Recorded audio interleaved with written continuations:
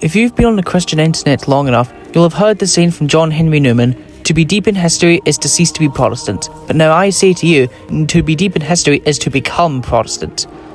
Now, this is not to say that you could travel back in time to meet, say, Ignatius of Antioch, and he would chat to you about all 5 solas, even though he'd probably agree with them. And I don't know for certain that all Protestant doctrines were in the early church, but we know for certain that the most important one is, which is the authority but fallibility of the church. Now, before we get into this, I must clarify what I mean by Protestant. When I say Protestant, I refer to the historic Lutheran, Calvinist, Anglican and Methodist churches, such as the Church of Scotland, the Church of England, as well as the PCUSA and Episcopal Church in America. What I don't refer to are Baptists who don't have the theology of the Reformers, or the conservative offshoots of these churches, as in the eyes of the Reformers, they have committed the sin of schism. So what do I mean when I say the church is authoritative but fallible? What I mean is that lay Christians must submit to the teachings of their local church, but the church's teachings are fallible, meaning they can be wrong, and the only reason to leave that church and make a new one is if you're kicked out of that church. This is simply the biblical and historical view of all Christians, both before and after Christ, before the Middle Ages, where the church was first seen as infallible on the same level as Scripture. Historic mainline Protestants are the only modern Christian churches to affirm this doctrine. Why don't we look at some examples? In the Old Testament, the church fell into all sorts of idolatry countless times and needed constant reformations from people such as the prophets and King Josiah. In that time, the church had people literally burning their own children alive in furnaces made in the likeness of pagan demons. If the church is infallible, then how would this be able to happen? But also, the church was still the church.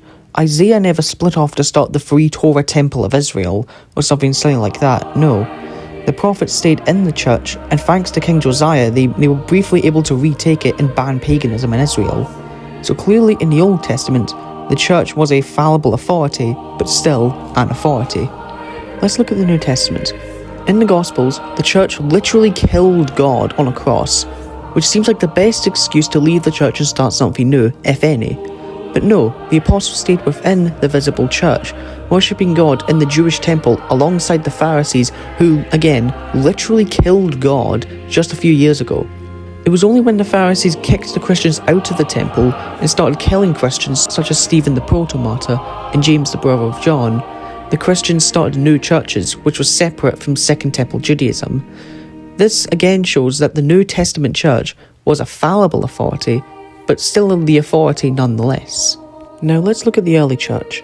In the 4th century, most of Christendom fell to the heresy of Arianism, which denied the divinity of Christ. Now if the early church was Roman Catholic, then the Pope could have just fired the Arian bishops and had someone else take their place, but they didn't, probably because the Pope did not have that authority. Likewise, if the church was Eastern Orthodox, they would have just excommunicated the bishops who opposed the Council of Nicaea, causing a very early Great Schism. But again, they did not do this. What happened was that people such as Athanasius of Alexandria remained in the church, debating Arian bishops and proving their doctrines wrong using the scriptures alone. Remember, this was a while before the New Testament has even been officially canonized, so clearly the church fathers did not need the church to infallibly declare which books were infallible in order to use them. So, once again, it should be very clear at this point that the church is a fallible authority, able to make mistakes, but still authoritative. So it should be very obvious by this point that the idea of an infallible church is not biblical or historical and only came about sometime in the Middle Ages. But despite this, there were many people who opposed this development, and for this, they were kicked out of the Catholic Church, becoming the Protestants. Many people think that the Protestants voluntarily left the Catholic Church, but this is historically indefensible.